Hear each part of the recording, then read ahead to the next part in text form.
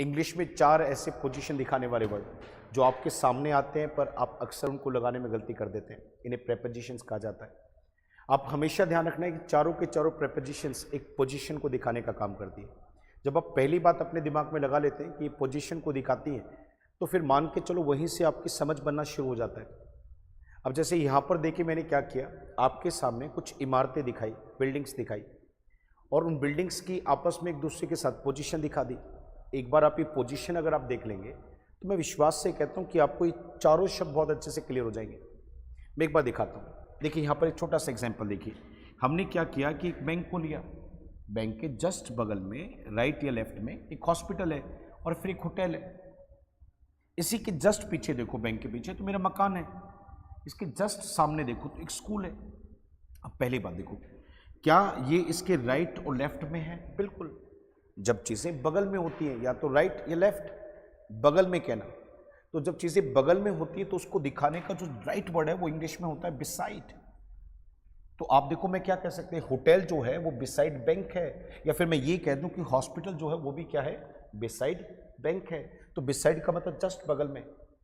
अब अगली बात देखिए सर, अगर मैं यहीं पर आपके सामने लेके आता हूं तो ये मेरा मकान है, पर ये तो बगल में नहीं है, ये तो बैंक के पीछे है। अब देखो बैंक के पीछे से गली जाती है और ये बैंक के पीछे वाली गली में क्या मेरा मकान है, पर मेरे मकान की पोजीशन देखो क्या, जस्ट बैंक के पीछे। तो जब कोई चीज़ किसी चीज़ के पीछे है, जैसे आपके मकान के पीछे पार्क है तो जस्ट पीछे, आपके मकान के पीछे स्कूल है तो जस्ट पीछे जो होता है बेटा, उसको दिखाने के लिए जो जेन्युइन वर्ड आता है उस वर्ड को इंग्लिश में हम कहते हैं बिहाइंड, दैट्स बिहाइंड। अब मैं तीसरा शब्द लेके आता हूँ। अब देखिए यहाँ पे देखो, अभी बैंक है और स्कूल है, क्या ये आमने सामने है? मैं ये कह दूं कितना अच्छा रहेगा, क्या इन दोनों की जो दिशाएं हैं, डायरेक्शंस हैं वो अलग हैं? आप कहेंगे बिल्कुल, इसका कोई और फेस है तो उसका कोई और फेस है। जब चीज़ें आपस में एक दूसरे से मतलब फेस में आमने सामने हो, इसका फेस और उसका फेस आमने सामने है और बीच में से कुछ चीज़ डिवाइड करिए उनको, तो ऐसी चीज़ें हमेशा जो आमने सामने होती है इनको दिखाने का जो वर्ड होता है दैट वर्ड इज कॉल्ड, मैं यहाँ पे लेके चलूँ तो वो वर्ड आपके पास इंग्लिश में जो होता है वो अपोजिट होता है, इसे अपोजिट कहते हैं। तो आपने क्या सीखा सर, बगल होने पर क्या कह दिया हमने, बिसाइड कह दिया, पीछे होने पर हमने क्या कह दिया, बिहाइंड कह दिया, और जिसका फेस बिल्कुल दूसरी दिशा में है तो उसको आपने क्या कह दिया, अपोजिट कह दिया। बचा इन फ्रंट ऑफ। अब इन फ्रंट ऑफ को देखिए क्या है। अब छोटा सा एग्जांपल देखिए, यहाँ पर मैं समझाना चाहता हूँ। ये बैंक जो है आप गौर से देखो, इसके सामने बाइक्स खड़ी हैं, तो बाइक्स कहाँ मिली आपको, बाइक्स तो बैंक के सामने मिली।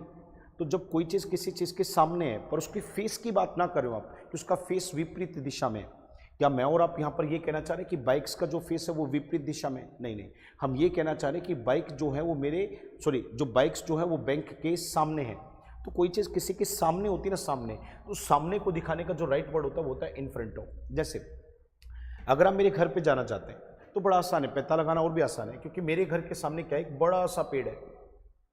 मेरा जो घर है वो घर है, जो घर के बाहर जो दीवार है, दीवार से लगता ही बाहर वाली तरफ हमने एक बड़ा सा पेड़ लगा रखा है।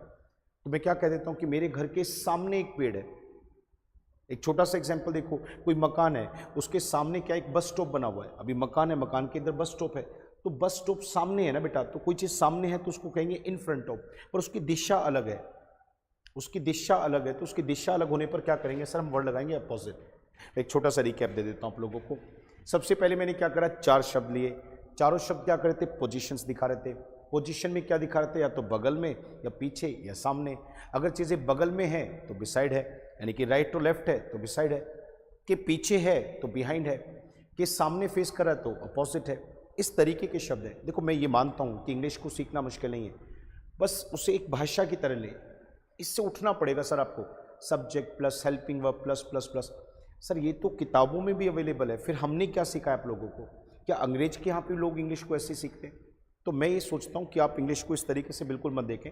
इंग्लिश को आप ऐसे देखें कि वो आपको लाइफ में यूज़ करते वक्त आपको अजीब ना लगे, है ना। You should be very comfortable while using it, और उसी की कोशिश में हम लगे रहते हैं, अपने बच्चों को सिखाते रहते हैं कि प्रैक्टिकल होकर सीखते रहें। आपसे मिलकर आज बहुत अच्छा लगा। मैं उम्मीद करता हूँ कि सेशन आपके लिए बहुत अच्छा रहा होगा, और उम्मीद करेंगे कि ऐसे ही सेशंस का आप लाभ उठाते रहेंगे।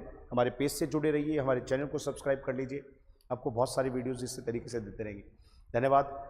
अगेन मैं आप लोगों को थैंक्स कहता हूँ कि आपने इसको वीडियो को देखा। प्लीज़ इसे शेयर करना मत भूलना। Thank you, thanks a lot.